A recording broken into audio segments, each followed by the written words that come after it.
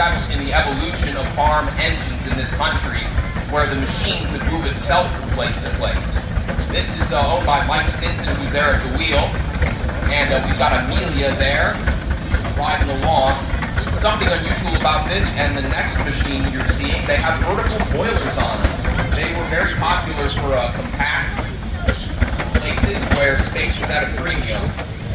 Again, this is the first step in the evolution away from horse-drawn mechanical power on the American farm. Any whistles?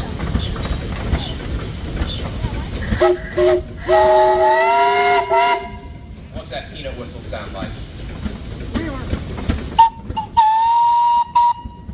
Thank you. Here we have another very special machine. This is a 1925 Buffalo Springfield steamroller. I believe this is a 12-ton? 12 or a 10, something like that. 10, okay. This is part of the Fruit Family Collection. They are out of Kirkland. Another instance where a vertical boiler is useful because of its compactness. Notice there's no accommodation for the firemen. They had to walk alongside while the operator, the engineer, got a nice comfortable seat power steering. That's right, there's a special motor on this engine just for steering it.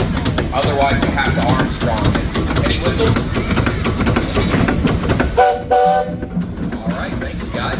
Those are the machines that built the first paved roads in the United States after the coming of the automobile. So here we've got our second and last port Huron. We've got Andy at the throttle. I've asked Andy to come through backwards because there's a lot of different ways people tried to get the most efficiency out of their engines 100 years ago. Those designs were standardized, and they were really just experimenting, so there's a lot of ways to achieve the same effect in a different format. This one, for example, this is what's known as a tandem compound engine. So, in physics, there's a law that says that pressure and diameter are interchangeable. What that means is you can get the same pushing force in a small diameter with a high pressure as a low pressure in a larger diameter. What that means is the steam is generated and leaves the boiler, first enters this small cylinder at boiler pressure, which is about 175 psi. By the time it's pushed the piston all the way back, it's lost a little bit of its heat energy and it's gone down in pressure. So then it gets exhausted into the larger low-pressure cylinder, pushes a second piston, which shares a common piston rod for the single crank, back the other way before then being exhausted out of the stack. So in essence, in theory, you're getting twice the amount of work for no extra fuel cost, which is why Port Huron could get away with having somewhat smaller boilers like this. This is part of the Runcie family collection. He's out of Maple Park.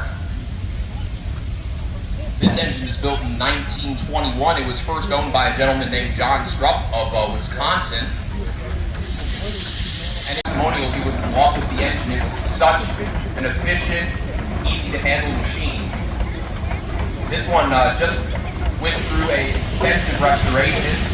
It has a brand new boiler on it. It's in factory condition as it was in 1921. Again, Andy's at the throttle up there, and he whistles.